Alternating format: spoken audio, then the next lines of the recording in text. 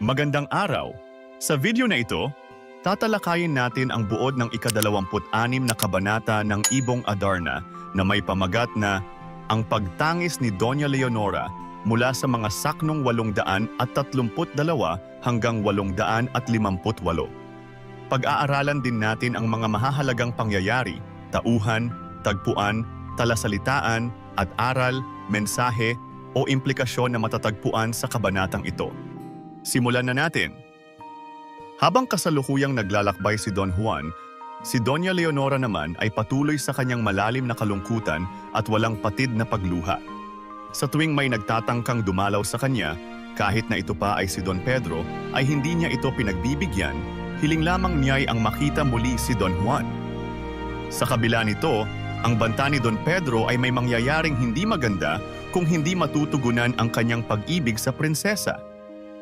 Hiniling ni Don Pedro na limutin na lamang ni Doña Leonora si Don Juan at tanggapin siya bilang kanyang mahal dahil ayon sa prinsipe, hindi na babalik pa si Don Juan dahil ito ay matagal ng patay. Subalit, hinding-hindi ipagpapalit ng prinsesa ang kanyang nararamdaman kay Don Juan. Kahit na 3 taon na siyang naghihintay at nagtitiis, hindi niya magawang pakasalan si Don Pedro. Samantala, walang kamalay-malay si Don Juan sa mga pangyayari sa palasyo ng Berbania at nagpatuloy siya sa kanyang paglalakbay. 5 buwan siyang nagpagalagala, 7 bundok ang kanyang dinaanan bago siya tuluyang makarating sa dampa ng ermitanyong kanyang hinahanap. Dumako naman tayo sa mga mahahalagang pangyayari.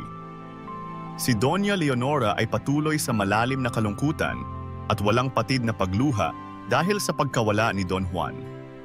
Hinihingi ni Don Pedro ang pagmamahal ni Doña Leonora, subalit tinatanggihan siya ng prinsesa dahil kay Don Juan. Sinabi ni Don Pedro na patay na si Don Juan upang mapilitang pakasalan siya ni Doña Leonora. Kahit 3 taon nang naghihintay si Doña Leonora, hindi niya kayang ipagpalit si Don Juan kay Don Pedro. Sa kabilang dako, patuloy si Don Juan sa kanyang paglalakbay at nakarating sa dampa ng isang ermitanyo matapos dumaan sa 7 bundok. Mga mahahalagang tauhan. Doña Leonora. Ang prinsesa na malalim ang pagmamahal kay Don Juan at patuloy na naghihintay sa kanya. Don Pedro. Kapatid ni Don Juan na nais mapasakamay si Doña Leonora sa pamamagitan ng panlilinlang at pananakot. Don Juan. Ang pangunahing tauhan na naglalakbay upang magtagumpay sa kanyang misyon. Ermitanyo. Ang mahiwagang tagapayo na hinahanap ni Don Juan sa kanyang paglalakbay. Dumako naman tayo sa tagpuan. Ang tagpuan ng kwento ay nagaganap sa palasyo ng Berbania kung saan nakatira at patuloy na nananangis si Doña Leonora. Ngayon naman ay talakayin natin ang mga talasalitaan na ginamit dito.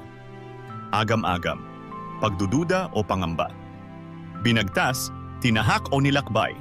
Ibinunton, inipon o ibinuhos sa isang lugar o bagay. Lilo. Taksil o traidor. Madawag, matinik, maraming halaman o damo na mahirap lakbayin, pinopoon, pinararangalan o sinasamba na parang Diyos. Saksi, taong nakakita ng isang pangyayari, sinasamba, pinaparangalan o inaalayan ng debosyon. At ngayon ay alamin naman natin ang mga aral o mensahe ng kwento. Ang tunay na pag-ibig ay hindi sumusuko kahit sa gitna ng matinding pagsubok at paghihintay.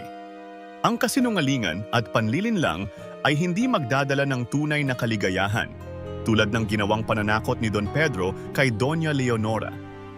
Ang tiwala at pagtitiis ay mahalagang mga katangian upang magtagumpay sa mga hamon ng buhay, tulad ng ginawa ni Don Juan sa kanyang paglalakbay.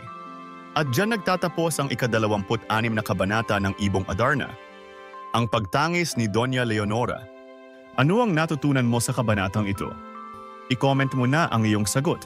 Inaanyayahan ka din namin na i-like, subscribe at i-click ang notification bell para lagi kang updated sa mga susunod naming videos. Hanggang sa muli, maraming salamat sa panonood.